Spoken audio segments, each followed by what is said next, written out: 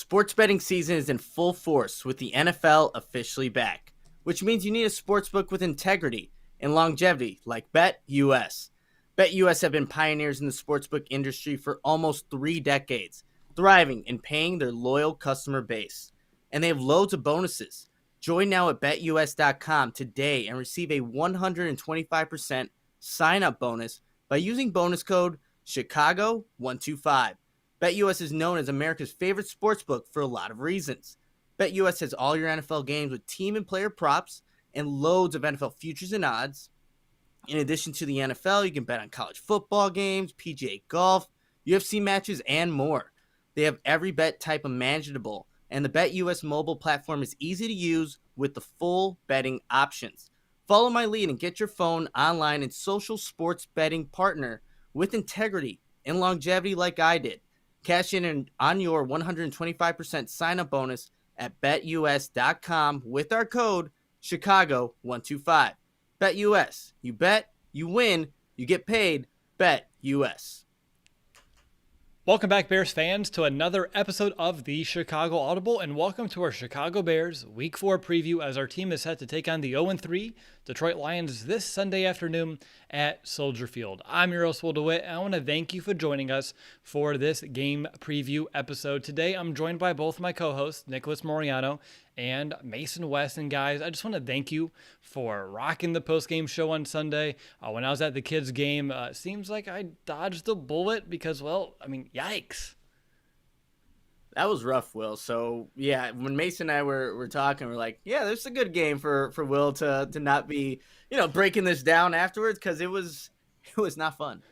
No, it didn't seem like it would be. I was kind of following along on the ESPN Gamecast, and the first drive, you saw some chunks for the Bears on offense, and then every time I looked, as I was sitting there in the bleachers, minimal movement, if not backwards. Came home, turned it on, and I was like, this is a game where I don't want to start over. Fourth quarter started. I was like, yeah, no, Nick and Mason have this in the bag. I'm going to go outside and play more football with my son and enjoy the Sunday afternoon. So I took a sabbatical. I'm excited, though, to get back to Soldier Field with you two here on Sunday for a whole round of just Bears coverage and getting to watch another game from the press box, and technology and I'm going to say space permitting, doing a post-game show up there. That should be fun regardless of the outcome. You guys looking forward to that experience yet again? It really depends on what the product on the field is going to be, because, at least before we got to see the sack fest and just the terrible offense from Holmes, comfy couch, I could ran over, grabbed a beer because I felt terrible about myself. In the press box, it's not going to have all those amenities. It's going to be a little different. So it better look a little better. That's a really good point. Speaking of a field, before we actually get into this weekly preview, I think there are a little bit of a bigger news that we should discuss that's just bigger than this week. It's really bigger than just this season, and that is the Bears have signed a purchase agreement for the Arlington International Racecourse property in Arlington Heights. It's a $197.2 million agreement. Sale is a while away, though. The Bears could close around early 2023, so it's not a done deal yet. The Bears are still on lease at Soldier Field through 2033. They can break that contract really any time. They would just have to pay the city a decent out, I think, if it's in 5 years, which is a rough timetable when a stadium could be built, and the Bears could technically move over. They're still looking at about $100 million they would have to pay the city. But I know we talked about this earlier in the offseason when the rumors kind of came about. Nick, is there anything about just Arlington Heights, the Bears, this purchase agreement that you wanted to kind of, bring to the table here as we kind of kick off our show? Honestly, I think it's just about time, Will. Like we talked about Soldier Field, just where its location is at. Yes, you're in the city, but there's nothing really around you. The tailgating experience, it kind of seems like it's secluded from everything, and just when you're done with the game or going before a game, it's like, yes, there's not much around you. And like I've been to Minnesota's new stadium, US Bank Stadium, and that's one where it's just built right. You have all the transportation there, and I would think the Bears would look at that kind of model, especially being a similar type of weather, and think we could do this in Arlington Heights and bring the Chicago Bears there and just really build up that experience. I've been talking to my coworkers about it all week, and they're all in favor of it. I've expressed my support for them moving, but I think honestly it's just about time the Bears updated and got with the times, to be completely honest. I wrestle with it. And again, maybe that's just nearing the age of 30. And so I have a little bit more resistance to change, getting a little older, wanting to keep some of that nostalgia intact from like my childhood, but also having all the bells and whistles, state of the art, stadium there for the Bears to utilize, whether it's like a hybrid one where you do have some of those elements for outside, but then once it does get cold, you kind of put that roof on, that climate control. Mason, would you be sad at the loss of Bear weather, either as a fan or maybe from just watching the game perspective? No, I couldn't care less about that. I mean, I want it's one of those, I just don't want to, call me a baby, whatever. I don't want to Wham. sit and freeze my butt off in this quote unquote bear weather. And we always talk about it like, yeah, great, the Dolphins are going to come to, Chicago and it's going to be terrible. I feel like we haven't seen that often where it's been like the other team has been heavily affected. And the record just proves that the Bears have not been all that good when it comes to things like that. And at the end of the day, it should be about the fan experience, and right now the fan experience is very average, I would say, with what you have. I mean, it's beautiful, right? You look out, you can see that in the images we have behind us. You see the lake, you see the buildings, and it's like, but that's really where it stops. You go stand up to go get a hot dog halfway through the first, but because the concessions are so packed and awful, like you get back to your seat and it's halftime, and it's like, okay, well, should I go get another one? And you add in like the commute. Unless you show up there early, you are having a 2 to 3 hour commute and moving, an hour to go 1 mile. So that part's frustrating. Like Nick was talking about, the lack of being able to do anything by the time you get out of that area, again, because of the traffic that's there, because of the lack of the stuff that's there, it's like, all right, well, great. You had a noon game, you're getting home or to your next event by 5, 6 o'clock, and it's your whole day is gone.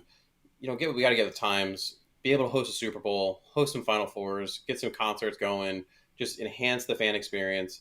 And I read an article that talked about trying to modify the current stadium, and it's just too difficult at this point, unfortunately. The architects that worked in the last one basically describing how it's a building within a building after the first renovation. So to add a dome, you're adding a third building, and then you got the parks on the north and the south, so the park conservation groups don't want you to touch that. So it's like, where do you go? I mean, it's just not doable to stay on the lake in that way. Buildingception, that is Soldier Field. Hosting a Super Bowl would be a tremendous opportunity for the city, even the suburb of Arlington Heights in general. And I don't know if the Bears could ever find a way, like to talk right now, can the Rams be able to play a Super Bowl in their own stadium? It'd be nice if we can ever get to a point where that's a possibility for the Bears too. And I know a lot of people are concerned, will the Bears or taxpayers have to pay, a ton to get a stadium that we were all kind of hoping for. And I know the NFL has helped out like over in LA for SoFi Stadium, kind of making sure they can make that stadium what it is, because the NFL wants to tout these big state-of-the-art facilities as well. So I'm sure that the NFL would love an opportunity to kind of mold it and help the Bears, the city in general, kind of build out that stadium. Is there anything else that either of you two want to bring up? It's so early. I don't want to, this is a game preview episode. I don't want to dive all into it right now, but I think it's exciting. Even though excitement, it's still so far away, you might want to temper it. It was a good smoke screen, I think, by the Bears. The timing of announcing it's pretty good on their end. Smart, true. Yeah, I mean, I guess it gets us to not talk about this Bears offense, which unfortunately we have to get to in a little bit here. So, but yeah, we'll just we'll have to wait and see how that all plays out with the Bears in their new stadium. But I am excited for however long it'll take to actually get there.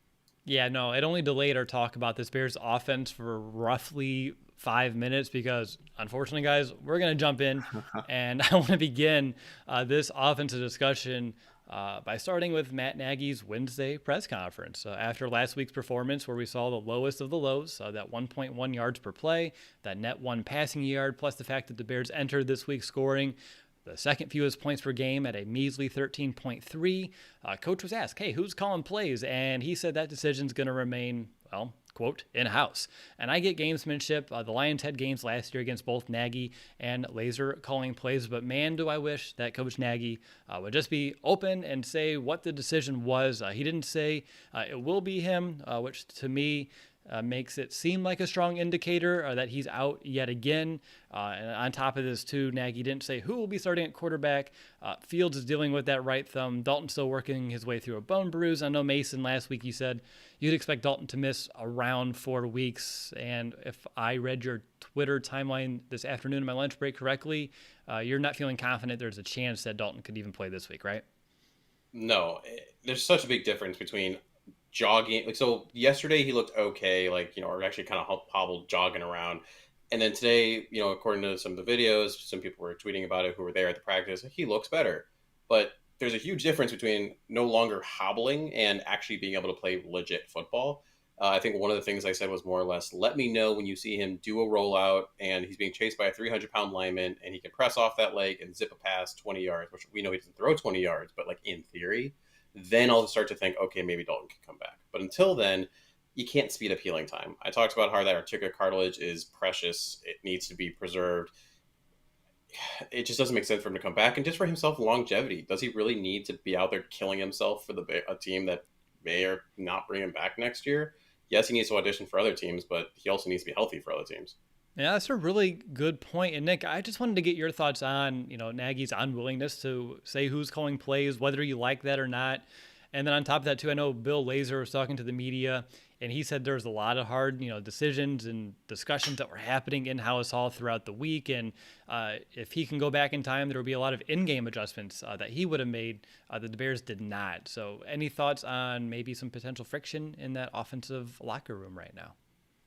Well, they said they were having, hard but also healthy conversations, right? And, well, to go back to your point about Matt Nagy and kind of keeping things in-house internal, that's all scheme, right? That's all the things he ever says. That's scheme that I'll be revealing. We can't talk scheme. So that's who Matt Nagy is. And even if he did give a legitimate answer, does it have any weight at this point? To be completely honest, I'll be at House Hall tomorrow, and I'm pretty sure the quarterbacks are scheduled to actually speak tomorrow because they didn't talk today. So I think we'll get more of a clarification as who will be the starter, but it's going to be Justin Fields at this point. But yeah, those talks that they had, I wonder if there is something to him saying that he didn't flat out say I'm calling the plays, Matt Nagy. And I think that may be an indication of what the Bears were having those healthy but difficult conversations about, potentially giving those play calling duties over to Bill Lazor, where the Bears did have success on offense last season towards the end of those final stretch there. But yeah, these press conferences, like, I enjoy being at them, but there really isn't much that you get out of them. Like, whether you from the players, the coaches, because it's coach speak, it's player speak.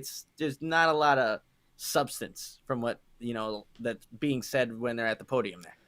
Yeah, I wish I could have been a fly in the wall because if I know Matt Nagy, like I believe I do after all this time, they had to probably wrestle those play calling duties away from him. Like, it must have been multiple assistants, like, just putting their fist on the table saying, no, we need to move on from you, give it back to Bill. And I know all the speculation last year, like, did Nagy take over play calling in the playoff game compared to Bill Lazor, who finished off the season because of how different the offense looked? And looking how it started this year, it's no different than it was every other time.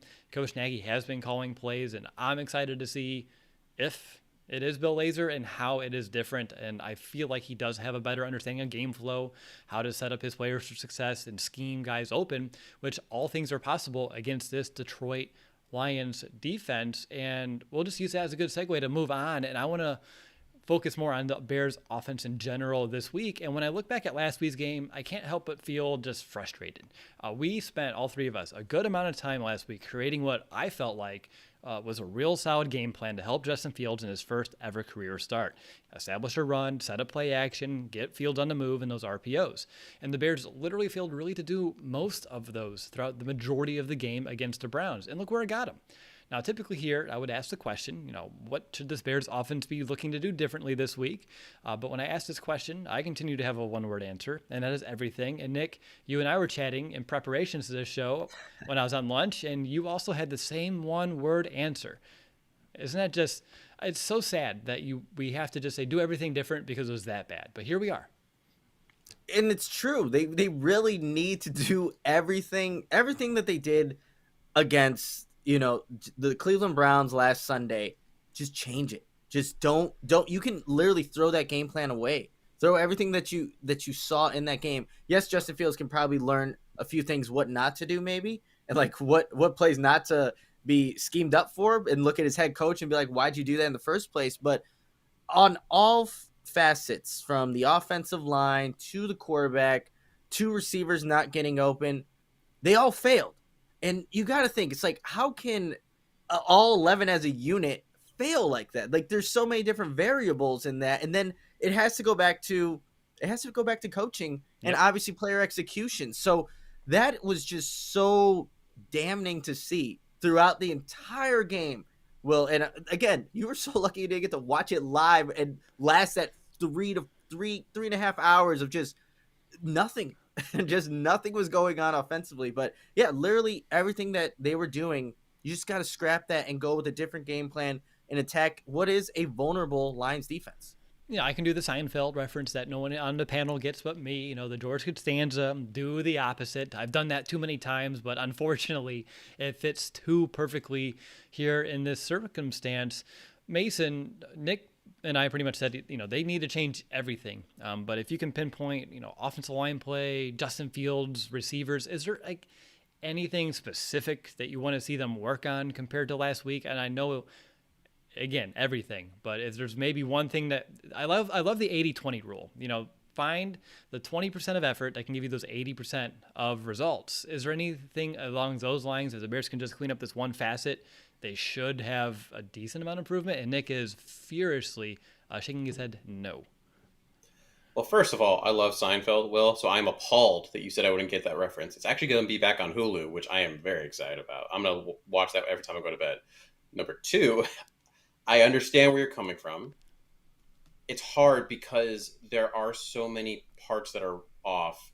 I spent the last couple of days watching JT O'Sullivan from the QB School, his video that did Justin Fields' disaster cake. And one of the things I pulled from it is that it is multifactorial, right? Like, I remember coming off that game and being like, Matt Nagy is the absolute worst. It's the play calling only. That's all it is. Justin Fields, he did wrong. And it's like, if I had to pick one, I would still go towards scheme and what the coaches do, because you have to set your players up for success. And there's a couple examples in that video that I think highlight that very well, which we can get to later. But, the players still got to play. The line still has to block.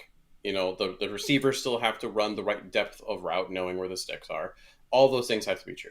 However, like you're alluding to, Will, you have to set your players up for success. You have to put them in the position, and sometimes the way you design a play can make it so that you can cover up some of the faults you have. You can take advantage of some of the skills that they do have, and that clearly wasn't done in that last game. No, not one bit. I don't want to just rip it apart. I think that's what your post-game show really was for. We need to find building blocks to move forward. So I want to look at this Lions defense real quick. Throughout their first 3 weeks, they give up the 11th most yards per game at 384 and the most points per game in the league at 31.7. And imagine where that would be if the Ravens didn't drop literally 3 different touchdowns in last week's game. So in theory, and unfortunately I have to say this is in theory, this is set up to be a much easier week than last for this Bears offense. The Bears tend to make things more difficult than they need to be. We all know that. This is a Lions defense that has struggled a ton before only allowing those 19 points against the Ravens last week, although take that with a grain of salt. I'm sure if you've seen the game, you know what we're talking about. They did allow 30 or more points against their last 8 games dating back to last season. So this is a defense that has been consistently beaten and scored on in bunches. So surely this Bears offense can find success despite their own limitations. So let's start with an area that this Lions defense that you think the Bears can potentially, hopefully, maybe exploit. And let's go to Mason first. I think the Lions are going to be pretty aggressive. Their main pass rusher, Trey Flowers, he hasn't played practiced the last couple of days, so really likely that he won't be there. The following guys that they do have off the edge, they don't scare you too much, but because of that, and the lack of depth at the corner that they have, you really should be able to attack them through the screen game and use that aggressiveness against them. because I think they're really going to have to try to generate pressure in order to really stay in a game like this. Really, they're going to try to make Fields be a pocket quarterback and try to get those sacks that the Browns did. And so if you can use actual running back screens, which are never used in the Bears offense for some reason. I love the tight end slip screen. I think getting the ball in Cole Kmet's hands and letting that big body churn for a couple, grind out some extra yards would be fantastic. If you can do that, I think that's an area that you can really take advantage. What about you, Nick? It would actually be using those tight ends that the Bears Right? somewhat have on their roster, but they really haven't done anything up to this point this season. 8 receptions for 64 yards through 3 games for these Bears tight ends. And they're going up against a Lions defense that has given up a lot of yardage and receptions to tight ends. And yes, there's some pretty good ones that they faced so far. You got George Kittle, the first game of the season, 4 receptions for 78 yards. He was able to go for. Helped my fantasy team that week. Week 2, you have Robert Tonyan, 3 receptions, 52 yards, a touchdown. Then you have Mark Andrews, who was wide open in the middle of that field consistently against the Detroit Lions last week. He ended with 5 receptions for 109 yards. So total, they've given up close to 240 yards and 1 touchdown to those 3 tight ends only. But like I said, like you were actually phrasing the question, well, hopefully, maybe. Yeah. Can the Bears actually use that? They have tight ends. Can you actually use them in a game against a defense that gives up yards and plays 2 tight ends? I would hope so. I think that would be one of the key areas that I would look at on the offense and be like, let's get this involved finally. So that's one area I would look to exploit on this Detroit Lions defense, but just using the dang tight ends. Yeah, I actually had that in my notes too. They have allowed the Lions tight ends to gain at least 52 yards, as you mentioned, in every game so far this season. 52 has been the bare minimum. We saw a lot of Cole Kmet week 1 against the Rams, and since then, the Bears have completely forgotten that the tight end position exists. I know Jimmy Graham's snap counts are way down. I didn't even want to go through the numbers, but I know it was minuscule. On top of that, they kept 5 on this roster, and I get it. You keep some guys around for special teams value, but where's Jesse James? Right? Justin Fields had a great connection with him all preseason, all through training camp. Why not get him on the field some more? We know he's an NFL-capable tight end. He did plenty of good things over in Pittsburgh. And then on top of that, too, Cole Kmet has not been acclimated. So after a good week to start it off the season, they completely forgot about the position. So actually one of my keys, and we can call a spoiler alert here, was tight end usage. As you mentioned, Nick, they can't forget about this position for the 3rd straight week. And like Mason, I believe this secondary can be exploited. Mason focused more on the screen game. I think you can kind of push that ball downfield. And I know I say it and I laugh because, Nick, I know you have the stat.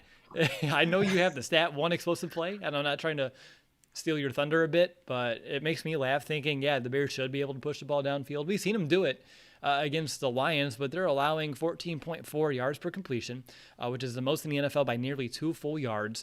And their 33 coverage grade on PFF for the whole team is the worst in the entire league by a good margin, too. And those 2 align to me pretty well. So the secondary in general and the defense can be beaten through the air, but can the Bears find that firepower, that scheme to make it happen? And we really don't know.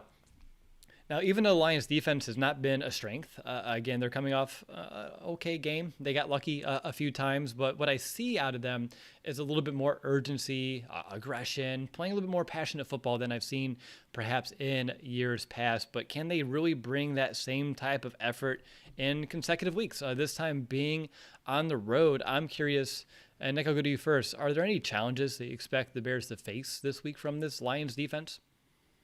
I think the one thing, and what you saw Lamar Jackson do, he was able to avoid pressure a good amount of times from that Lions defense. And it came from a multitude of guys because, like Mason said earlier, Trey Flowers, he didn't play in that last game. He hasn't practiced. It's kind of leaning towards that he won't play in this game. But then you have other guys kind of stepping up. Julian Okwara only played 10 snaps in that game, but he had 2 key pressures on 3rd down. But when you have an athlete like Lamar Jackson who's able to avoid that pressure, you could get away with things. So with Justin Fields, you got to see if he can, create plays for himself when that pressure kind of, comes up. So there were opportunities for the Lions to actually make those plays, but they just didn't finish and didn't quite make them happen. And like you said, they were kind of lucky that they didn't because there were some drops that also happened where Lamar Jackson was able to escape, find a receiver downfield, and then there was a drop. So we have to be aware that this pass rush, although the stats won't show it, they're capable of providing that rush. And with this Bears offensive line that showed anybody, especially Myles Garrett, can get through, like, I think you just got to be aware of, hey, this is a weakness for the Bears, and we need to see how they can go and test themselves, even against a Detroit front that hasn't been very good this season. I mean, last week it wasn't all bad. Romeo Aquara had 6 pressures and a sack. Charles Harris also had 6 pressures and a sack. Austin Bryant had a sack. And then Julian Aquara, I think only played 10 snaps, but he had 4 pressures. So they were capable of getting into and pressuring Lamar Jackson. But as you said, Nick, his mobility was able to kind of overcome that. And last week, that was something the Bears and Justin Fields weren't able to do, was leverage that mobility to kind of avoid these pressures. Although I listed all those guys, and none of them are on the same level as Myles Garrett, Clowney. I'm not even going to try to stumble over 10 different times here. It's getting a little late. But I do like, and I say like by a football standard, not as a Bears fan, but the effort that I saw from the edge rotation from that Lions defense, it's all were showing up in place of a Trey Flowers. So that does worry me a bit with the week that the Bears had, with really failing to, I guess, protect the quarterback and handle any pressure whatsoever. How about you, Mason? Is there a strength, or another strength, I should say, about this Lions defense that's kind of on your radar entering this week?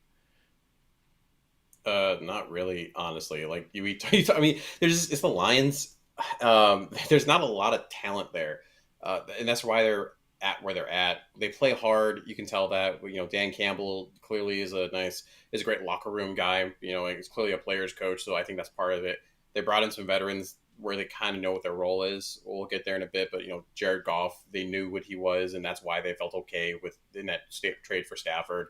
When you bring in some of the defensive guys they did bring in, that you're going to get what you're going to get out of them. It's something stellar, but it's going to be suitable play. And if the Bears can't take advantage of that, the fact that this isn't an all-star cast, that they're not being blown out of the water with talent like they were last week, right? You're going against a Jadeveon Clowney, and you're going against a Myles Garrett, and they had that the one rookie linebacker, I'm blanking on his name, but he had a heck of a game last week. You don't have that level of talent there. So no, there really isn't a specific area I'm worried about. It's more, can the Bears do what they need to do versus what are the Lions going to do something to you? See, Jadeveon, I just needed a sip of water, and I would be able to kind of get that one down.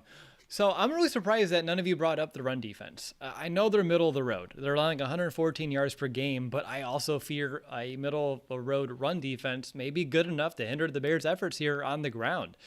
We are in need of a stronger rushing attack to alleviate some pressure on Fields, and I'm impressed by how well the Lions really handled the Ravens last week. I mentioned 116 yards to that team. The Ravens entered last week averaging 220 yards per game on the ground, and they were held to a little over half of that. They allowed Lamar Jackson one run to go for 31, and outside of that, they held the Ravens to only 85 yards on 21 carries, which is a very respectable 4 yards per pop, especially when you consider the opponent they were going up against. So, Nick or Mason, that run defense doesn't bother you? Or I'm just curious, because I thought one of you would have hit it before I did. I think it kind of changes because of what the Ravens didn't execute offensively due to those drops pass. I think it just kind of changes how they kind of attacked this Lions defense, to be completely honest. When I look at Football Outsiders, who takes into account a bunch of different factors of how they look at their run defense, they're ranked right now, just kind of looking at it, 26th in the league in rush DVOA. Again, it factors in a couple of other things in there. So yes, they did it. I mean, holding the Ravens team in total with Lamar Jackson to 116 rushing yards, that's good for them. But I think, had those catches been made, I think it's just a completely different ball game.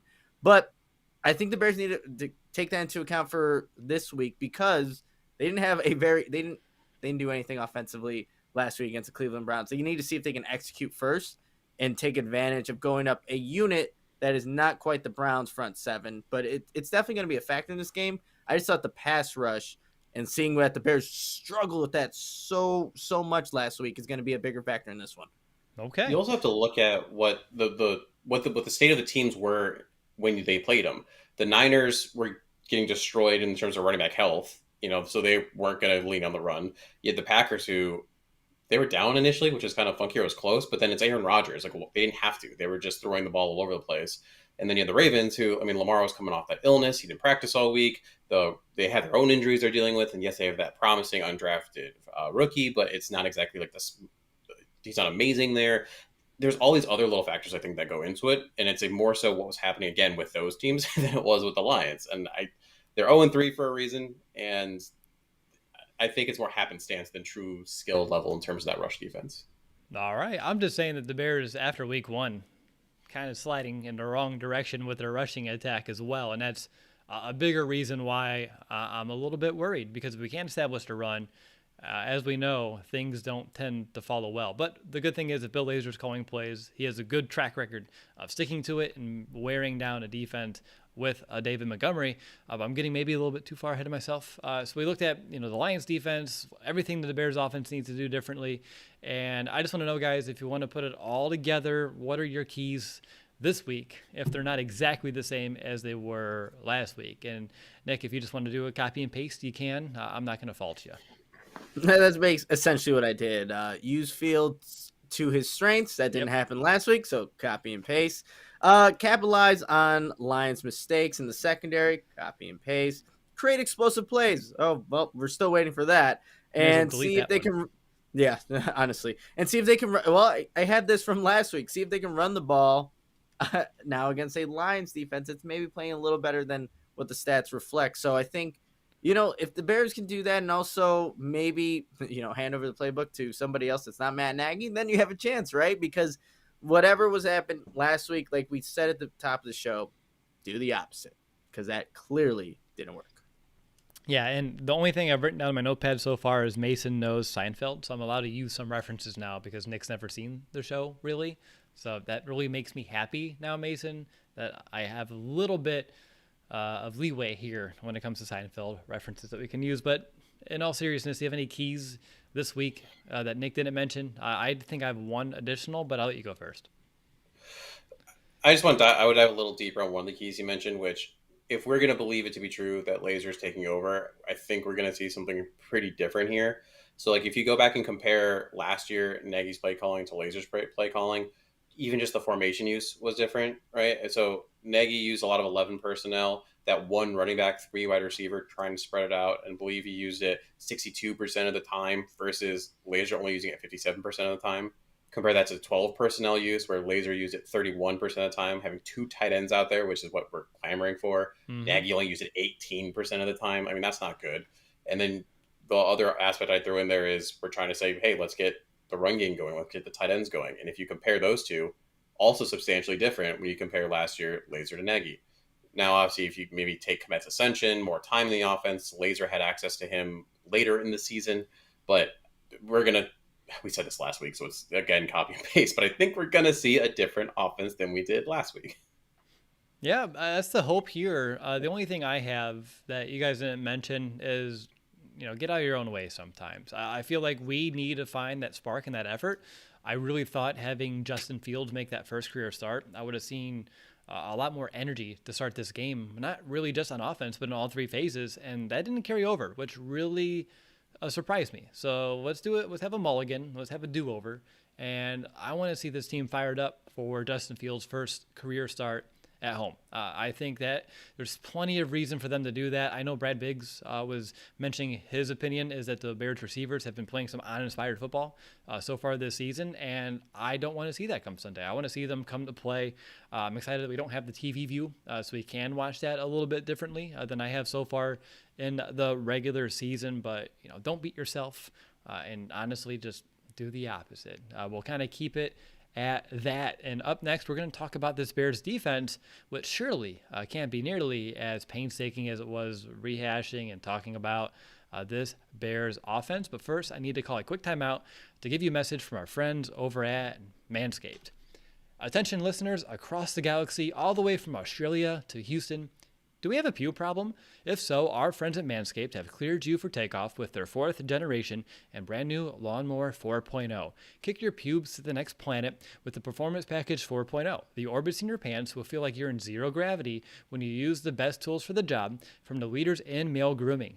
Join the 2 million men worldwide who trust Manscaped and get your rocket ready for takeoff by going to manscaped.com for 20% off and free shipping with our code FANSIDED20. Inside this package, you'll find their Lawnmower 4.0 trimmer, Weed Whacker ear and nose hair trimmer, Crop Preserver ball deodorant, Crop Reviver toner, Performance boxer briefs, and a travel bag to hold your whole solar system. The Performance Package 4.0 also includes, again, that Weed Whacker, and it's like having a little astronaut to kind of chop your worst weeds up top in your nose and ears. So again, you can get 20% off and free shipping with the code FANSIDED20 over at manscaped.com. That's 20% off and free shipping with the code FANSIDED20 at manscaped.com. For a clean trinity and beyond, your Spaceballs will thank you. Alrighty, you're listening to the Chicago Audible Podcast. I'm Russell DeWitt, joined by my co-hosts Nicholas Moriano and Mason West. We are now shifting our attention over to that Bears defense that is, honestly, probably still trying to catch their breath after being on the field for nearly 40 minutes against the Browns. You can look at all the stats, and you can point out that the Bears allowed over 200 yards on the ground, over 50% of conversions on third down, but it's hard-pressed to not feel bad for them, as they absolutely had no help from their offense that continually went 3 and out. There's only so much weight that this defense can carry, and it's obviously not as much as it used to be in the last couple of seasons. And heck, not many defenses can carry an offense like the Bears had last week. So guys, taking a look at Detroit, and it's Jared Goff run offense, who by the way is 0-10 as a starter without Sean McVay as his head coach throughout his career. What do you believe the Bears should be concerned about with this Lions offense? What do they do well that may cause this Bears defense some trouble? And let's go to Mason. You know, it's funny because I said this for the Bears, but I also think it applies for the Lions, where the Lions passing game is really their short game to the running backs and the screen game.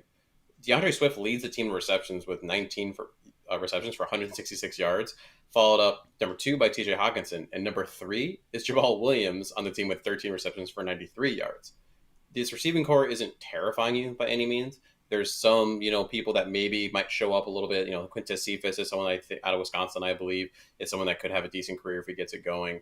That Amon-Ra St. Brown, he's on a couple of my dynasty teams, but I think he's going to take some time to develop. So it's really this run game combined even more so heavily with this short passing game. And I think that's what Jared Goff's most comfortable with. We saw that when he was on the Rams, right? It was a heavy Todd Gurley when they were the most successful, play action, dumping it into the flat, easy routes. And that's something that the Lions really try to do as well. They can't push down the field super, super well. And if they do, it's usually to TJ Hawkinson, it seems like. Yeah, the rushing attack to me is perhaps the item that I'm most concerned about. They average 105 yards per game and 4.5 per attempt. That's 9th best in the NFL. 17% of their runs have counted as explosive runs, which is the second highest percentage in the NFL behind the Browns, who the Bears just allowed 2 backs to go over 80 yards each. And the Lions also use that tool, that two-back system with DeAndre Swift and Jamal Williams. So very identical in terms of the Browns and the Lions, both using a two-back system, both of them getting big chunks on the ground so far this season. And as Mason, you said, they rely heavily on those tight ends and those running backs in the passing game, just like the Browns did entering last week. So I see a lot of similarities between these two offenses that we're going up against here for 2 straight weeks. How about you, Nick? Do you have another strength, or if you want to go in depth a little bit more on one that we highlighted that the Lions may have? Again, I know they're 0-3. Their offense hasn't been overall a strength, but anything that could give this Bears defense some trouble? When I look at 2 games, Green Bay, that first half, what Detroit was able to do was get the ball in TJ Hawkinson's hands. They scored a touchdown, back left corner in the end zone. Jared Goff places the ball perfectly, and Hawkinson beats the tight end. And we know that Danny Trevathan's back. And that was a guy that's most likely, if they're looking to, inject him into the game plan, hey, if that's the tight end you're going to go up against, that's not a really easy task. And we got to see exactly where, Danny Trevathan is health-wise. So definitely TJ Hawkinson, go Hawks, undefeated, is going to be someone you got to look at. And then also the second half, to start the second half of that Baltimore Ravens game, what the Detroit Lions were able to do, it was heavy DeAndre Swift time. They gave it to him about, I think it was 6 plays in a row. We're able to end that first drive of the second half for a touchdown. And it was, again, you incorporate Jamal Williams in that drive as well. It was an 11-play drive, but 6 plays in the row. At some way, somehow, the Lions got the ball in DeAndre Swift's hands. He's making people miss in the backfield, catching out of the backfield, and making runs happen. So the Bears need to obviously be aware of that. And that's kind of where I see the strengths of this Detroit Lions offense. It's going to be that passing game, that play action game with TJ Hawkinson, and then incorporating DeAndre Swift. And you're asking primarily, it's going to be Roquan Smith and Danny Trevathan being the primary guys to try to stop either one of those two that I just mentioned. So that's where I look at this Bears defense as, as well as they played. Don't look at the stats in that Browns game. That's the area. It's really Danny Trevathan, the linebacker position, versus TJ Hawkinson and DeAndre Swift. Man, I don't know if this is, I don't know how soon I want Danny to come back. That's an interesting, I guess, personal dilemma that as you were talking, I did get a little sidetracked with the, the Iowa Hawkeyes references that you had to like really jab in there. Not surprised. I knew you would take that shot here eventually throughout this episode, but that's a good question. And I think I want to actually pose it to Mason because I'm still debating. If Danny passes the coach's evaluation, would you elevate him and start him over an Ogletree based off what you've seen? Because I know Trevathan didn't get a lot of time in camp or preseason because he was also dealing with an injury throughout that time as well. Tested it in that Titans season preseason finale, and obviously it didn't work out as expected. I still think you don't rush it, but you're the medical guy. Yeah, I wouldn't rush it either. I mean, even if you look at a pure performance last year, due to not being able to practice and do as much, he took him a while to ramp back up. And, he got burned by TJ Hawkinson a lot last year in that first game.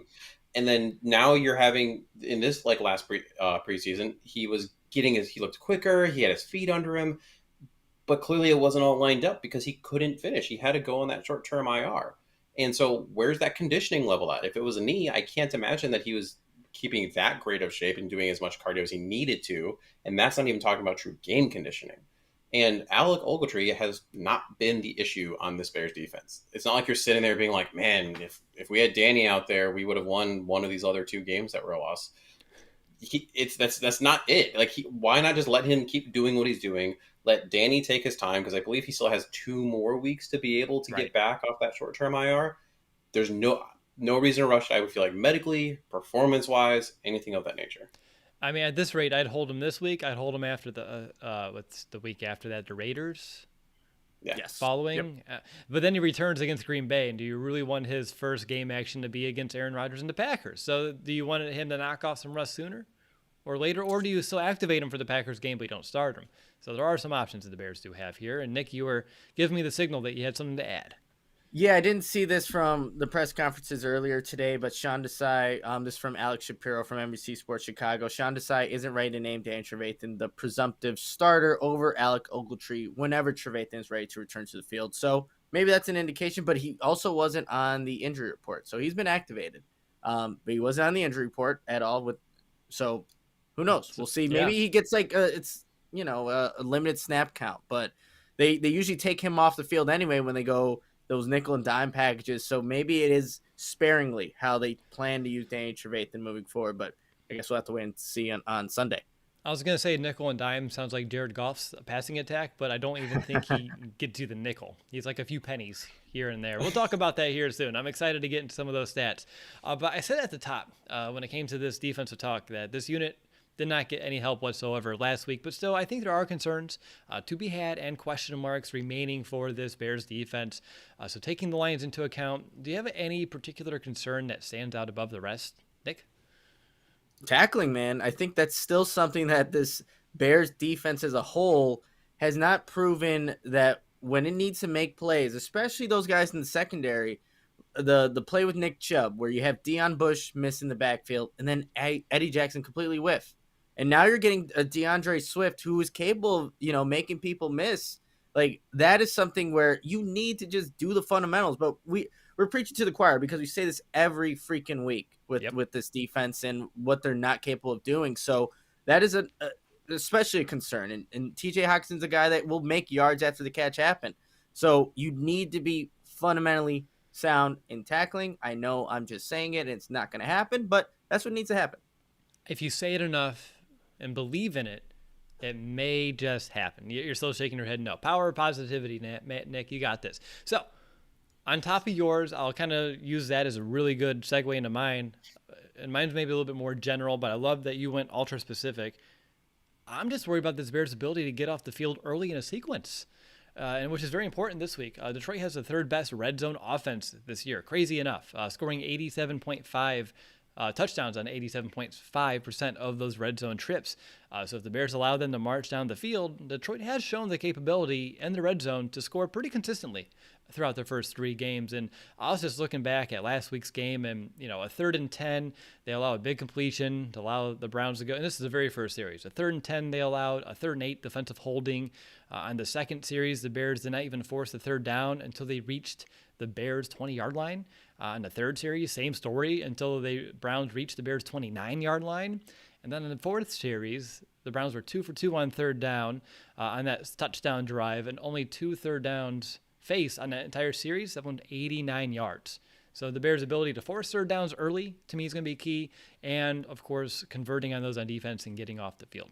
Detroit's not overly great on 3rd down so far this season, but if the Bears fail on 1st and 2nd down, or if they get the Lions into a 3rd and long and either miss a tackle, blow a coverage, allow an easy completion over the middle of the field, all the above, and allow them to make those easy conversions, it doesn't matter what you do on 1st and 2nd down, as we've seen so far this season. So my biggest concern, honestly, is the Bears' ability or lack thereof to get off the field early in a sequence or a drive and limit those.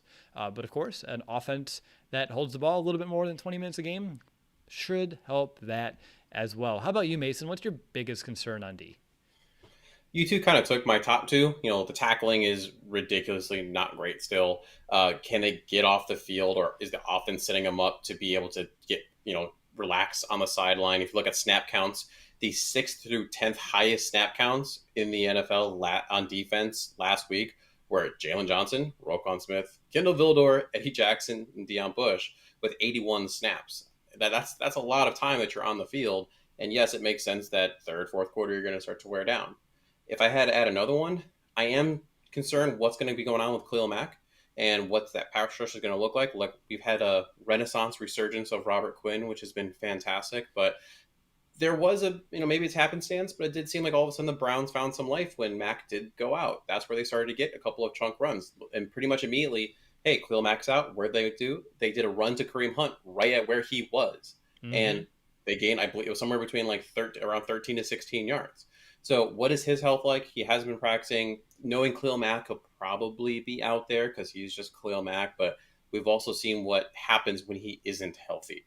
It just isn't the same presence, and that's both in the run game as well as in the pass game. So, and if he needs to take, he's on a snap count of some kind where he can't be out there all the time, who's going to step up there?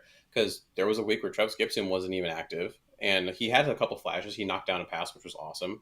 Atachu's hasn't really been as relevant as I would like him to be. No. Christian Jones can go over there, but he hasn't really been doing anything. So who would step up, and who can get some pressure, and who can stop the run?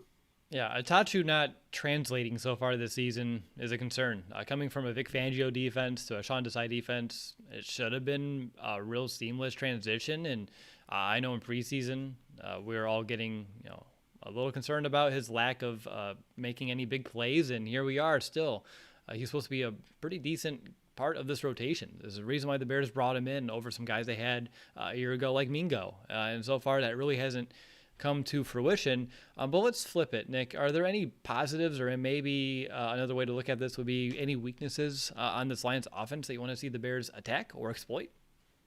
So, look, the Lions drafted Penei Sewell to be that future. Well, now he's playing left tackle for them right now. But one area where he's kind of, I don't want to say struggle. I think that's too harsh of a word, but it's the guys that demonstrate and use that quick off the edge kind of rush.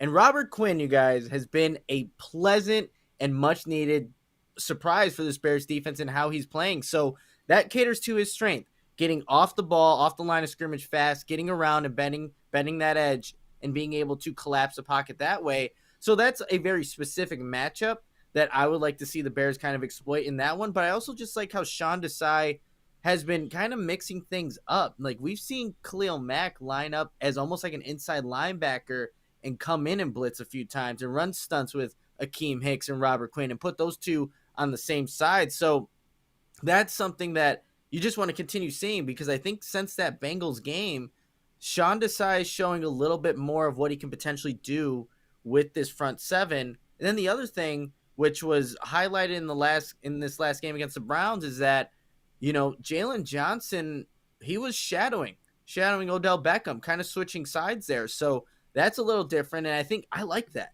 I think Jalen Johnson is your best cornerback, and if he needs to take away whatever the best weapon would be for the Lions offense, maybe you line him up on a TJ Hockenson. Who knows? But it seems like the Bears are more willing and are able to kind of flip that around because they want to get their best defensive back on the opposing team's best offensive weapon. Okay, so I did put currently discussing defense down at the bottom because you went matchup specific, and it was the matchup graphics. I was like, oh no, maybe Nick got confused and we're a little bit further ahead. So I'm glad I caught that. And next time you guys can just call me out. I don't mind whatsoever. I have all the buttons in the world, sometimes too many to push over here as I'm hosting. So feel free, but not the biggest of deals.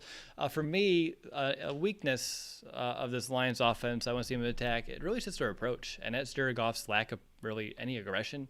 I mentioned nickel and dimes wouldn't even constitute his play right now. He's only averaging 3.3 yards to the air this year.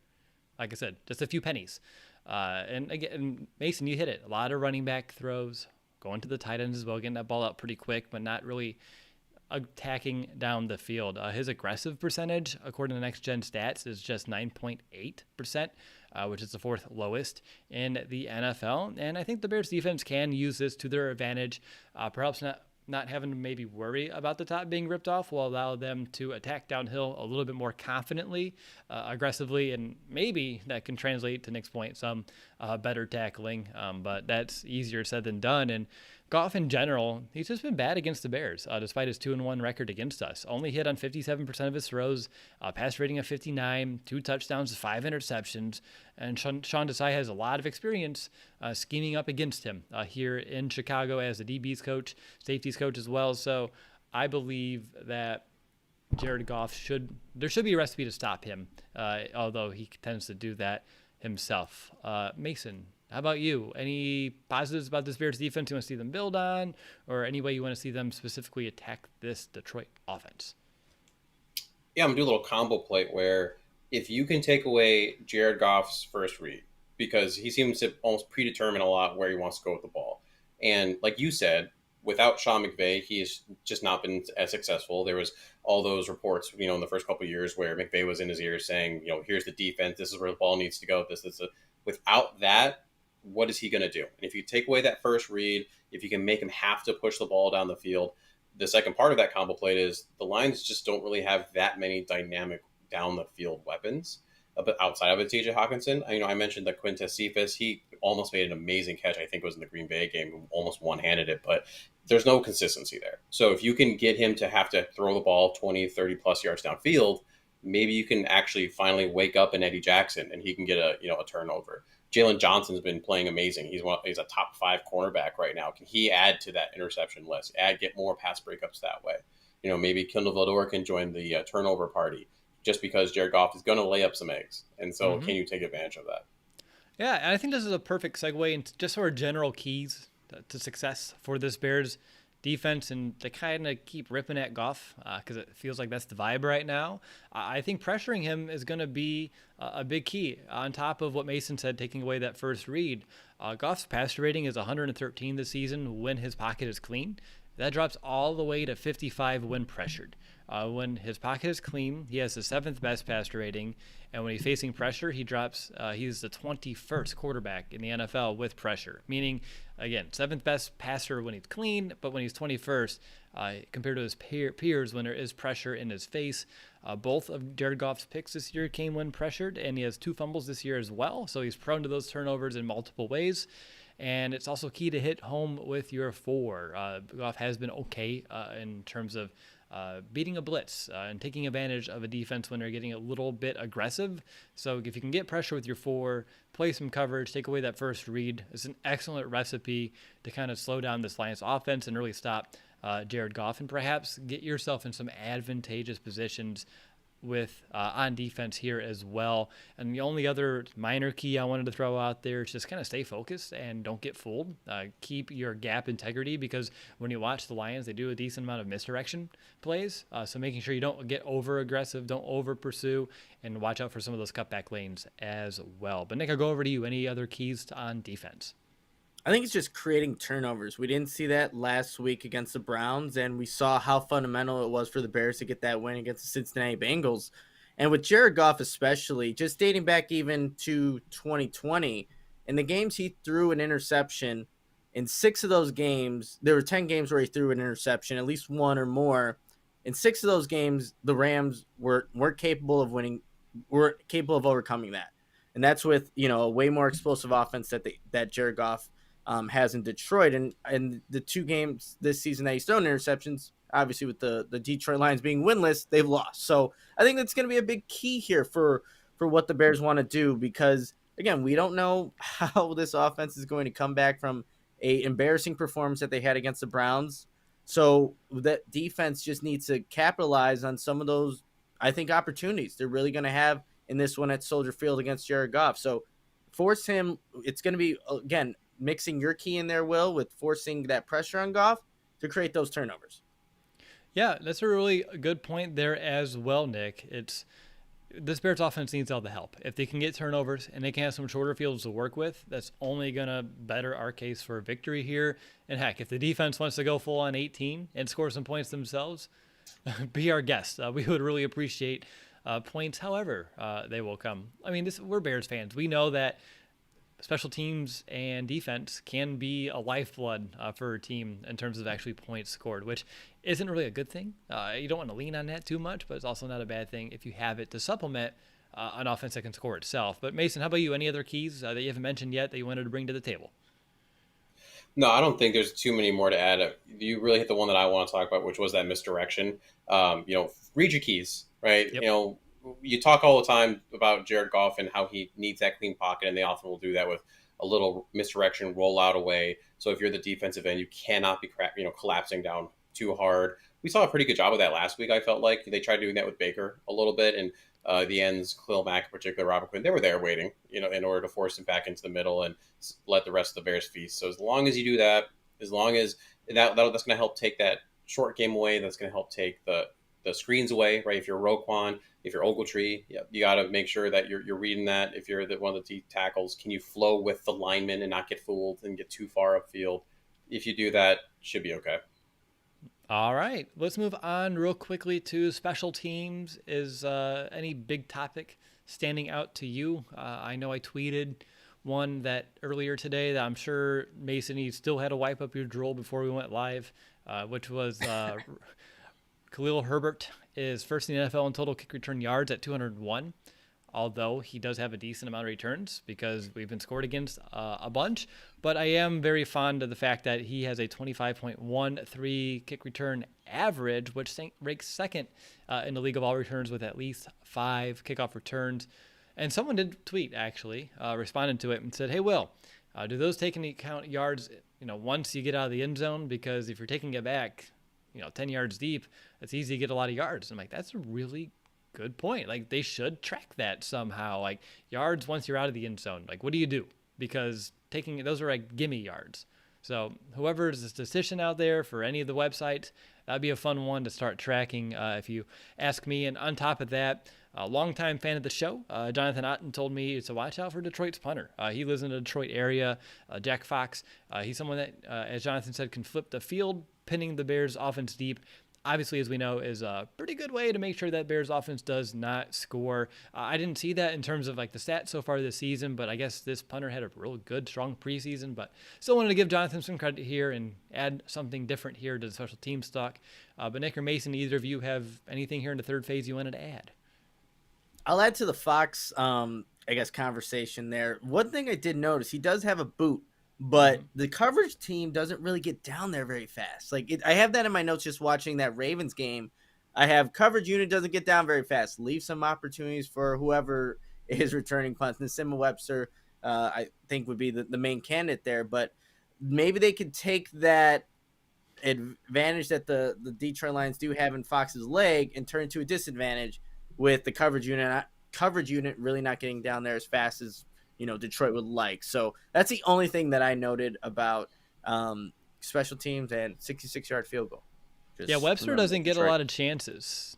I actually wanted to check this out. We are forcing the least amount of punts in the NFL at 1.7 per game on average. Just wanted to throw it. I was like, well, yeah, you're right. I haven't seen many of those opportunities for us. And that's exactly why. So it goes back to my key, right? Get some stops earlier in a sequence. Force some punts instead of letting opponents consistently cross midfield. Mason, anything else on your end? Yes, he's not getting a lot of opportunity, but if Nisima Webster doesn't make the most of his opportunities, if he fumbles again, things like that, this week or the next week might be some of his last opportunity to do so, because in my humble opinion, Des Newsome should be more or less recovered from the collarbone, and we could see an appearance of him moving up from the practice squad. Ooh, that's a name we haven't talked about in the show in a few weeks. That excites me. Yeah, he still exists. Isn't that crazy? He's still alive. He's great. Yeah. Well, because it was like there was all this hype on Daz, and then like it was like, oh, practice squad, and then it was just done. There's nothing else, which makes sense. I mean, it's practice squad, but still. I get it. I mean, we all get so focused on the week to week, day to day. It's easy for those to kind of get hidden beneath the surface a little bit. But thank you for reminding me of Daz Newsome. And you're right. He is pretty far along now, and he is alive. Believe it or not, it's like one of those celebrities that like the rumors circle on social media, like, oh, they've passed, and like, no, I'm still here, guys. Good old internet. But guys, let's move on to some X factors here. So I'm curious to who your X factors are on both sides of the ball. And for the sake of time today, I'm actually going to split it up, if that's okay with you two. Let's do it. That's fine. Mine double dipped anyway. Right on. So let's see. So for backbreaking matchups, Mason, you have offense. I'll give you defense. So Nick, give me your offensive X factor. It's going to be the Bears' lack of explosive playmaking ability against the dead last Detroit Lions that give up the most explosive plays on 16% of the time. They give up an explosive passing play. The Bears have one explosive passing play. So that's the X factor. Can the Bears capitalize on what the Lions are bad at? And I don't know. We're going to have to wait and see, but that'll be an X factor because the Bears have not shown that consistently through 3 games so far. All right. On the other side of the ball, Mason, X factor on defense? So mine is just in general the Lions coaching staff, because they have an impressive staff when you really look at it. You know, Dan Campbell, like I said, real locker room guy, getting his team to play hard, us against the world mentality. Assistant head coach, running back coach, Deuce Staley. He's someone that I've loved for a while and I feel like really should be a head coach soon. Anthony Lynn, he's, again, a really good offensive coach. He's an offensive coordinator there. Didn't do great with the Chargers, but I think he got kind of a short end of the stick there.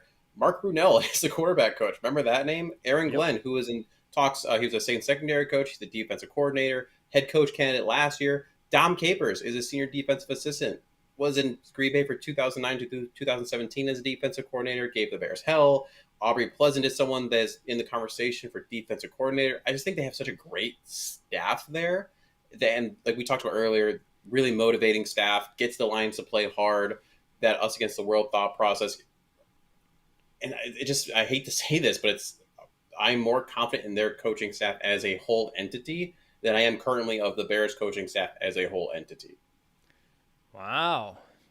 That's, I guess, not all too surprising at this juncture. I'll give my defensive one. I think I like it more than my offense. That's going to be Robert Quinn. I know we were kind of giving him some of that praise earlier in the show. I want to continue that a little bit because I want to say it's long overdue, not because he's deserved it sooner, but it took him a long time for it to actually start to happen here in Chicago. So far this season, 3 sacks, 1 hit, 6 hurries. He's combined for a 10.2 pass rush production percentage on PFF, which ranks the 8th highest of all edge defenders in the entire NFL. His 3 sacks are tied for 4th at the position. And as you mentioned, Nick, he's going up against a rookie who does struggle with some of the strengths that Quinn brings to the table. So that's just an intriguing matchup in of itself. And if we want to get some pressure on Goff and wreak some havoc in the backfield, Robert Quinn's poised to do it. And with Khalil Mack dealing with that injury, we need him to step up a bit as well, Robert Quinn, or at least continue what he's done so far, early parts of this season. So he is my X factor on that side of the ball. But let's move on to our backbreaker matchups, and let's go to Mason first for his offensive backbreaker matchup. At the end of the day, I have the Lions pass rush versus the tackles. It was so bad last week, and so that's why it's probably just standing out to me more so than it should. Trey Flowers is not going to be there, but so you have Charles Harris, Romeo Okwara, and Michael Brockers are the main men off the edge. Okwara had 58 snaps last week, so he's definitely one of the main guys that's going to be playing there. And Harris only has 2 sacks on the year, but with how bad it was last week, how immediate that pressure was getting to Justin, if you look at some of the various breakdowns that are out there, it was made it so difficult, right? It's really, yes, there were open plays for Justin to make, but it's really hard to do that when you do have that immediate pressure. If they can keep the edges a little cleaner, we talked about wanting Justin to be able to step up in the pocket. Hard to step up in the pocket when you're stepping into Jadeveon Clowney. A little tough to do that. So if you can keep at least that part going, you have a chance.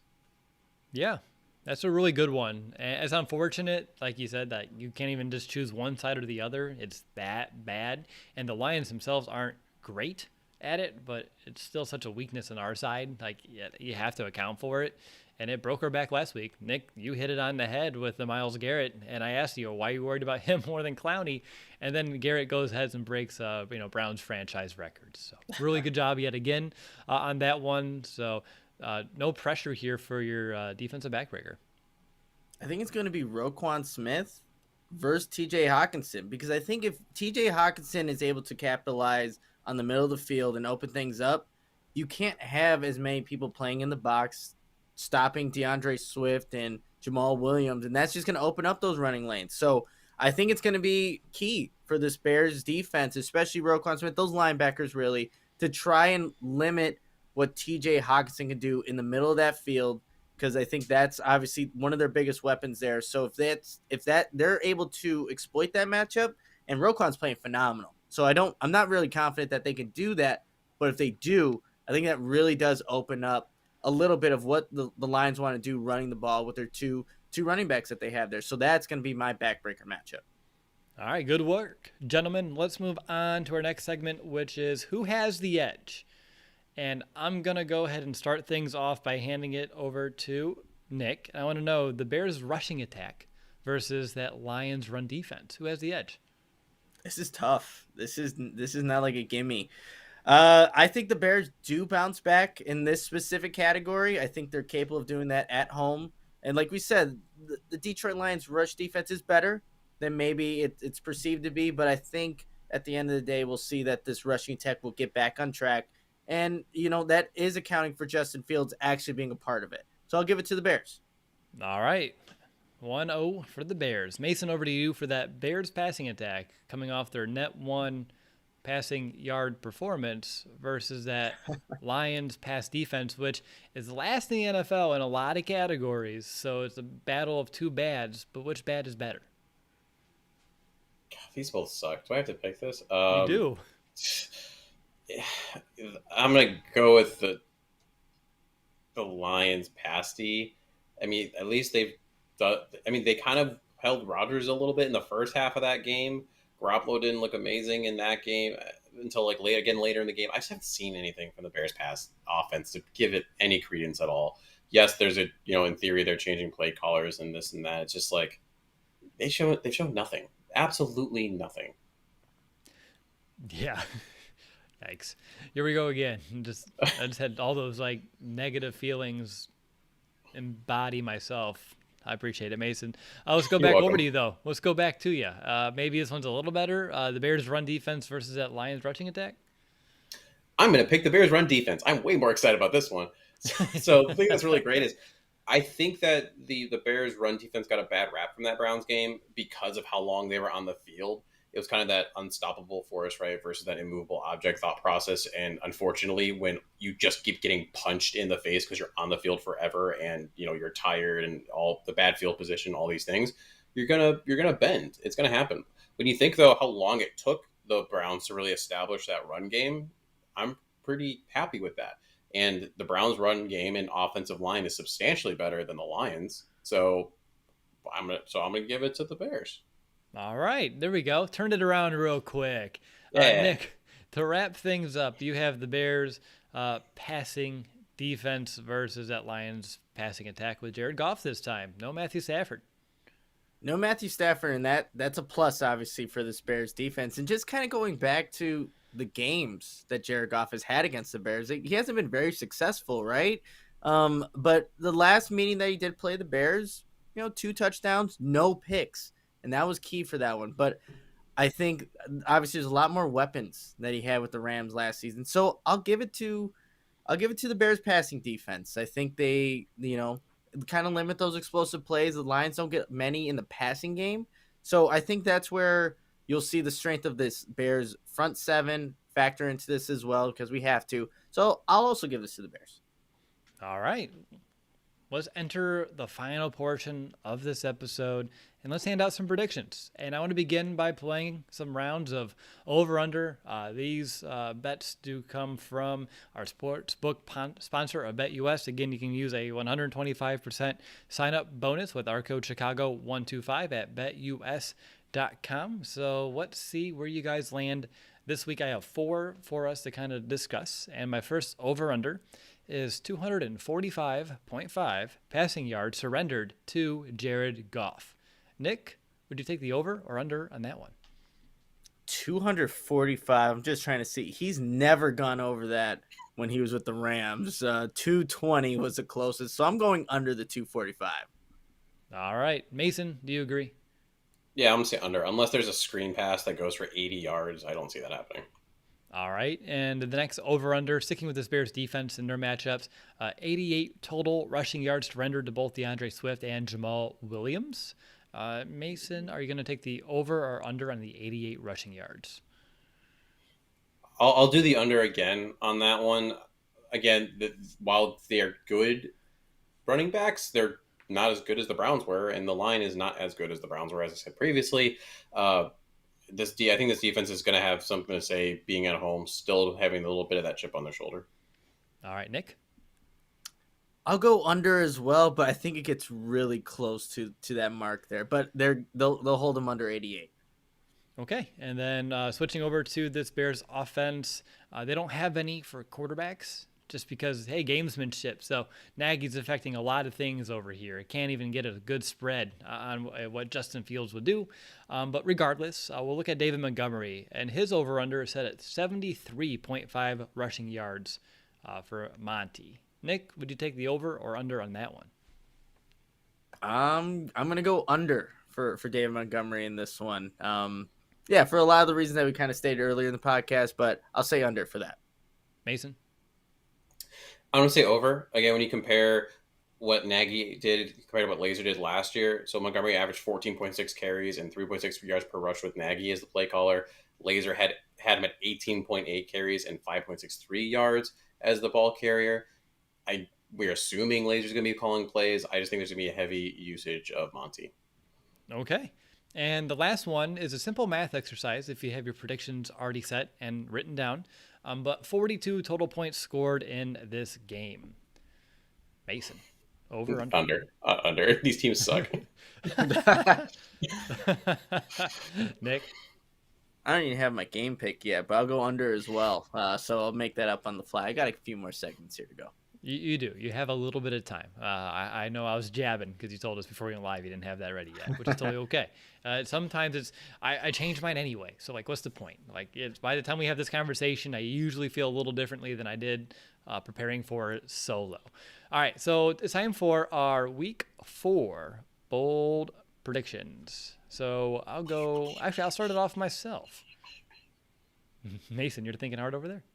No, I was doing like the laser sounds, like bold prediction. Pew, pew, pew, pew, pew. No, That that was sounds just doing better. it It locally. sounded like you're The laser, exasperated. the Like, laser. oh, here we go again. Bold predictions.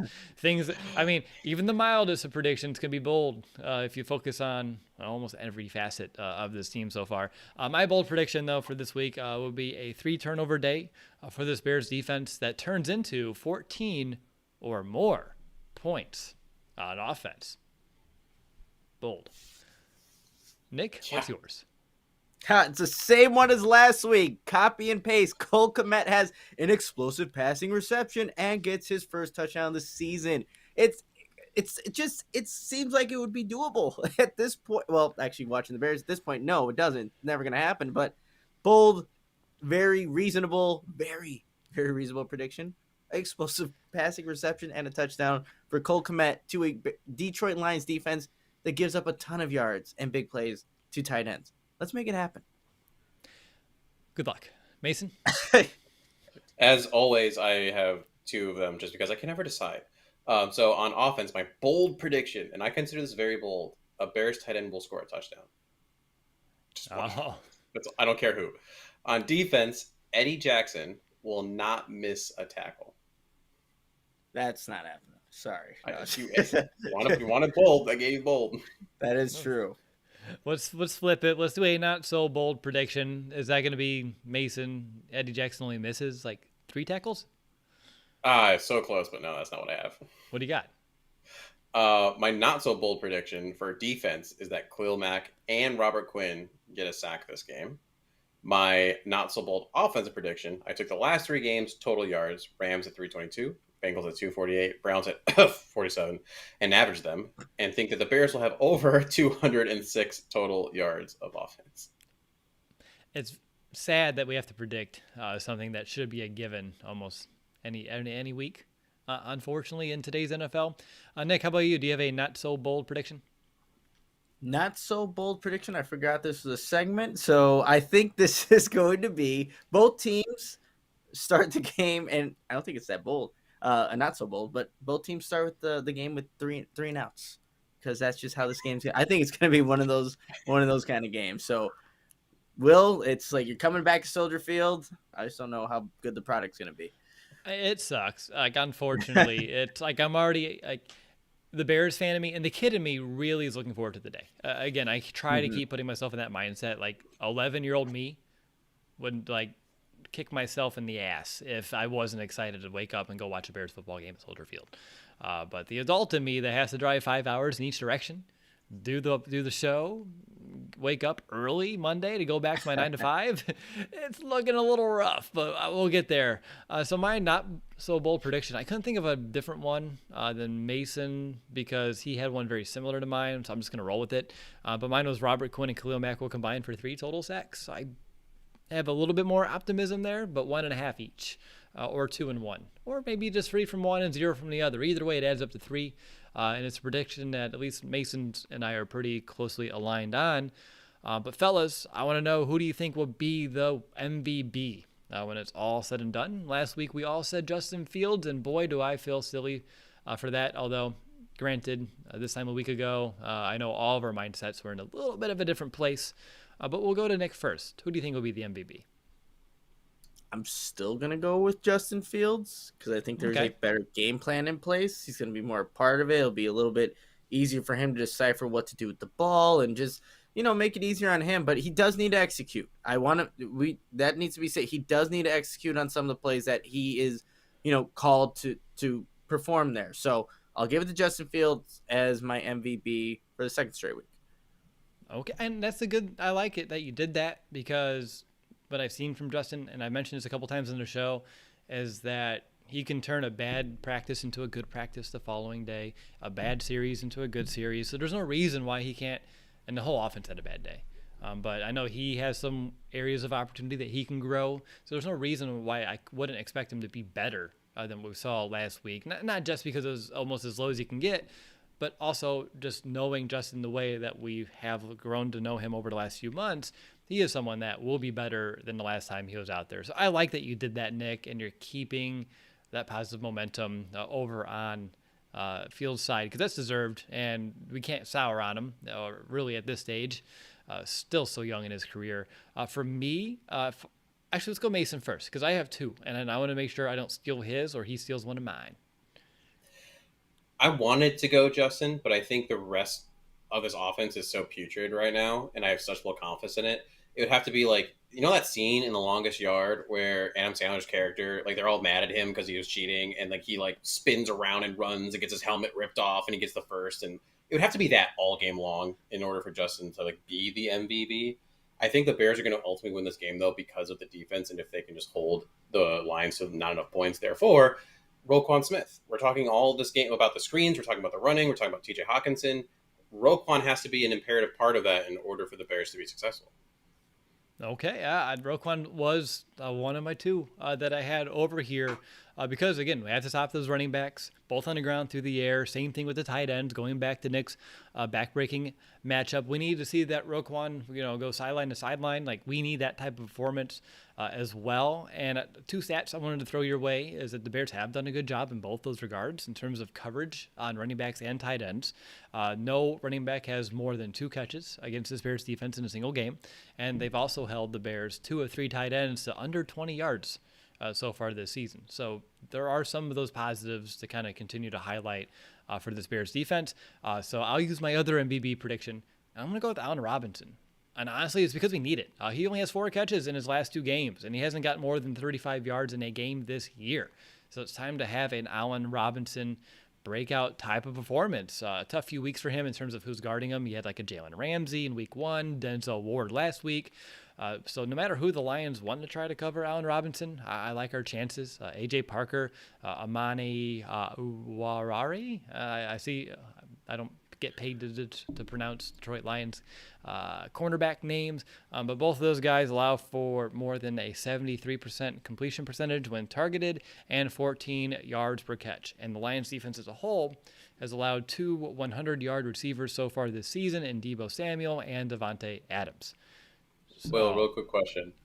huh. Can you recall Allen Robinson's route he ran on the 4th sack of the game last week on 3rd and 6? I think it was in the 3rd quarter. It was probably like a 3-yard route. Go watch that route. It is one of the craziest 5-cut, never gonna get open routes I've ever seen. Just on since we're on the topic of Allen Robinson, go watch that. That's not a wide receiver 1 route. It's rough. Good to know. But regardless, guys, I think we all expect more out of him at this stage. And he's someone playing on the tag and is trying to earn a contract here, there, or elsewhere. And this is not the performance that he needs to put his best case forward. And I'm sure he's looking to do a little bit more. But fellas, it's time to jump in to our game picks. So let's go. And Nick, you're not there because we were doing some things earlier today. You don't have the leader in the segment. What is going on here? Look at that number 1. Oh, and now I'm green. That's okay. Well, do you know what happened? We can work with this. I had this tested, but you wanted to show us that video earlier, so then you knocked yourself out, and I didn't want to show you guys this screen. It was well worth it. It was a good video, but that's all right. Who goes first? You get to choose. I'll defer. So you'll defer. We'll go bottom up. So Mason, you're up first. I'm really starting to hate that first week pick I did where I was just doing it for funsies. Like, it's really was a bad choice. So my pick, and I went back and forth on this all day. I'm picking Bears 17, Lions 14. I need Lions to prove they're not the Lions until I can allow myself to pick them, even though the Bears have been as rough as they've been. Okay, so Mason, you said you're going to go with the Bears. Perfect. Thank you so much. Just wanted to make sure. Begrudgingly. I'm right there with you, though. I have the Bears winning. 2017, last year, both teams averaged 28 points per game in these matchups. But with golf in Detroit and the Bears' offensive woes, I expect that trend to shift downward. And I want to quote the great Mason West. Right now, both these teams suck. So it's going to be a rough one. So I'm also going with the Bears here. And Nick, take it away. What's your pick? All right. The last time Anthony Lynn was a part, with the Bears, like, it was 2019 Chargers Bears, It was a game where I went off in our post-game show, Will, and Mitchell Trubisky saying he was literally a bust. The game didn't obviously end in the Bears' favor, 17-16. I see a very, very similar game happening at Soldier Field, just like that game was a few years ago. So I have the Lions winning this one, 17-16. It's going to be one of those games where we've seen this time and time again where the Bears say, we've had these healthy conversations. We're going to do something different. Okay, well, you're doing the same thing over again and again each and every season. And like we were talking about with this Lions team, they came back against the 49ers. They were in it with a half with the Green Bay Packers. And because the Ravens couldn't capitalize on plays, a much better team than the Bears, they stuck around in it and lost on a 66-yard field goal. Are we confident the Bears can capitalize on the plays that they're presented? Absolutely not. Not through 3 games. So I'm pegging the Lions and looking to extend that 3-0 lead that I have there. Yeah, Nick's 3-0. I'm 2-1. Mason sitting at 1-2. And I'm just disappointed that I knew what was coming because I was pretty quick on the draw to give you that Lions logo as soon as you said it. Yeah, no, I'm looking to win this thing because look, on my little game format for our notes, it says need fun bet. There needs to be some stakes, and we haven't agreed to what those are going to be, but I'm just going to make sure when it's all said and done, I'm winning. I can do a It should literally be stakes, yeah. Yeah, loser buy stakes or like both losers. We need to think this through. If anyone in the comments or is listening wants to email us, like what would be a fun bet for all 3 of us to partake in for our game picks each and every week, let us know. That'd be a fun way to help you get involved. And I think we're struggling. I mean, it's week 4 and we got nothing yet. You know what we could do? Jay Cutler has that meat package you can buy, Cuts by Jay. The 2 people pitch in and buy the other person a meat package. Ooh, so it's not like a punishment. Like we actually do give the first place like a prize. Yeah, you give them. Have you guys listened to his podcast yet? It's great. It's good. Yeah, it's awesome, and yeah, he promotes his and if you follow Jay Cutler on Instagram, he's always posting about his meat packages. I didn't know how to quite say that on the podcast, but yes, he always is promoting that, and it looks great. And if we can get that sponsor and couple it with Manscaped, that'd be a great combo. 1-2 punch. And by the way, Mason, I need to make sure I heard you right. Did you say it's a fun show? Because you and Nick talked at the same time, and I thought I heard a word that I may need to beep out. No, it's a fun show. It's okay. fun. Oh, I was gonna say funny. That's what it's a funny. Okay. Fun show. All I heard was the F, and then 2 words kind of got jumbled between you and Nick in my ear, and I'm like, I want to make sure because I understand you get excited about Jay and his podcast, but I've never marked an episode as explicit, and we're almost at 600, and I'm not starting now. No. Definitely, it is quite fun show to listen to.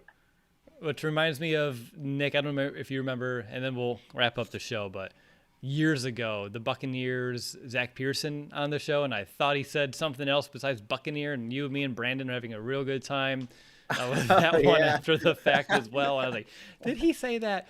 But let's move on to our confidence meters here, guys, and we'll wrap things up. So, Nick, I'll go to you first because you have the Bears losing, but you said it was pretty close. So where's that confidence meter at? Yeah, I'm at like a 5 when I said that. It's like I had a 17-16 game. So I think either one, like Mason said, both these teams are not very good. And I think that's the product we're going to see there at Soldier Field on Sunday.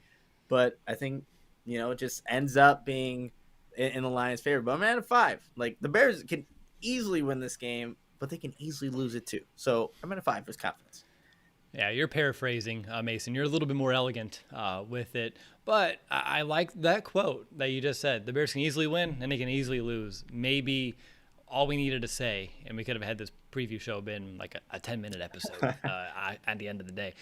For me, I'm sitting at about a 5.7. Give or take. This should be a team that the Bears can beat, very much like a Bengals team a couple of weeks ago. The Bears have won 5 of the last 6 against the Lions in the Matt Nagy era. I expect it to be a 1-score game, again, because the last game between these two with a 2-score margin at the outcome, no matter who won, was Week 10 of 2018. Since that point, every single game has been decided by a single score or less. So it's going to be a close one, in my opinion. So I'm a little over a 5. And again, is it more the Bears beating the Lions or making sure the Bears don't beat themselves? And that's kind of where I'm torn at right now. But Mason, to kind of cap things up, where is your confidence meter at? Cliff in the chat made a good point where, for me, it does depend on who ultimately is the play caller, and not just that, but how extensive the play caller, whoever it is, gets to have their hands on the DNA of the offense, right? Because there's a difference between calling plays and being able to, have all the concepts you want in there, of course, too. So that makes it difficult to make this call. But I mean, you heard me say it earlier. I was flipping between this, and I could have easily said Lions 17, Bears 14. My confidence is at a 1. I haven't seen anything from this offense whatsoever that would make me excited. You have this amazing athlete on the field that you're not using properly. There were open players. Mooney, I believe there was 2 different slant routes that Mooney ran that he could have zipped it in there. You even see, if you go back and watch the play where he hitches, he's like, I see it, but I don't trust it. And then he pulls it back down, and then he gets sacked multiple times. There are just too many layers to this right now for me to be confident at all in saying that the Bears will actually pull off this win. That's understood. Guys, it's time for some just quick final thoughts before we wrap up. And I'll start it off so that way you guys have a couple moments to think it through. If it's Bill Lazor calling plays, which I think all 3 of us are pretty confident that's the direction that the Bears are going this week, I hope it sticks for the rest of the year, regardless of what the results look like here in this first game. I think Matt Nagy is a decent head coach, a good locker room guy, but whenever he's calling plays, he just, I guess, A, it's not good. Like, the outcome's terrible. But B, I think he's just not able to be his best version of himself as a head coach. He's too focused on the offense, too focused on those play calls, and he can't be of service to the other, 53 minus 11, 42 other players on this football team at any given time. So for me, I hope this is a moment where maybe he can turn it around. I know a lot of people want him gone. I'm not completely there yet. If he can let the ego go a bit, let the reins go, relinquish some control, which I know is easier said than done, and the Bears can be better for it, and he can still be a guy to be like a John Harbaugh kind of guy who doesn't have to call the plays, but he's a great head coach. Great. I mean, he was a coach of the year for a reason. Maybe it was an anomaly. We'll figure it all out in due time. But for me, week 4, with a quarterback situation that is interesting with a veteran and a rookie, an offensive line that's more of a Ryan Pace situation than a Matt Nagy one as well. I'm not ready to completely cut ties yet, but boy, is it sad that I'm actually interested looking at articles about potential head coach candidates. Here at this stage of the season, I didn't expect it so soon. I thought that was more of like a December, November topic, but here we are. So hopefully this is just a week that kind of quiets that down a bit, because I want to focus on this season and not get too far ahead of ourselves. But again, that's maybe just me. Nick, any final thoughts for this week? Look, the Bears have a great opportunity to get back in the win column against the Detroit Lions. You wouldn't have a better team right now after the performance they had against Cleveland Browns to come home, to fix your offense, to really do things the right way, than to have it being played against the Detroit Lions. That being said, though, the Bears need to finish and actually execute their plays. And we're gonna really see if they're capable of doing that on Sunday when we're all on the press box and getting that great vantage point that we'll have. So that's another thing I'm looking forward to. All 3 of us there covering the our second for Mason, our regular season game. But that's going to be a great experience regardless of the outcome.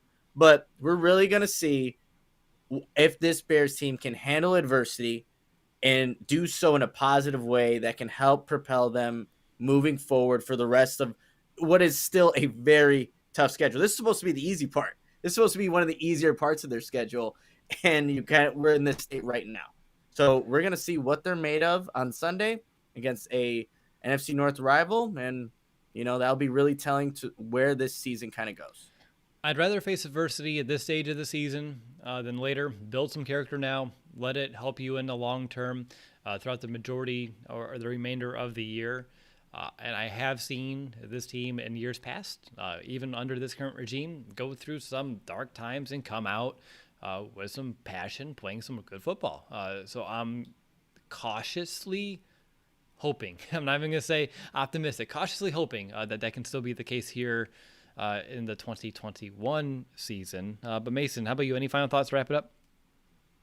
Look, I love this team. I every Sunday glued to the TV. First jersey I had, Walter Payton jersey when I was 4 years old. The problem is this team doesn't love me back, and it shows that time and time again. And all I'm asking is for this to start loving me back. Like, I'm giving so much, just give me a little. And it just you finally see them on the national stage in terms of media coverage, and it's great, but it's for the wrong reasons, right? Because Chicago's overall at times ignored by some of the bigger entities, and it's weird because it's Chicago. It should be the center, and it just never is. And now that it is getting the coverage, it's people saying, like, there was a segment about should Justin Fields force his way out of Chicago. That kills me on so many levels, right? As a Bears fan, as someone who just wants a good quarterback, as an African American who wants that representation to go that route. It's amazing to have someone that looks like me in charge of an offense, kind of a thing. Just love me back, love the fans back, do what's right for the team, Matt Nagy, please. Whatever that is, like, you got to put that ego aside. Whatever you need to do what's right for the team, for Justin, for Allen Robinson, all those players that are out there. That's all I want. Nick, I see you shaking your crystal ball, or your magic 8 ball, I should say. Can I ask it a question real quick? You can, yeah. Will everything be okay? All right, we're going to shake it because I first asked, will the Bears love Mason back? And it said outlook good, but your question, the answer, my reply is no. Oh, no. We're doomed. You heard it here first. Nick's magic 8 ball. It's known to, spit some fiery truth. Yeah. It spills the tea a little bit, and oh boy, that's a depressing note to kind of end it here. So thanks, Nick. You couldn't give it one last wobble, and maybe, but it's okay. We're not going to go firm on there. It was firm on there. It said my reply is no, right up on the glass there. So good thing it was a vague question. Like, what's okay mean at the grand scheme of things? So many unknown variables here. Very true.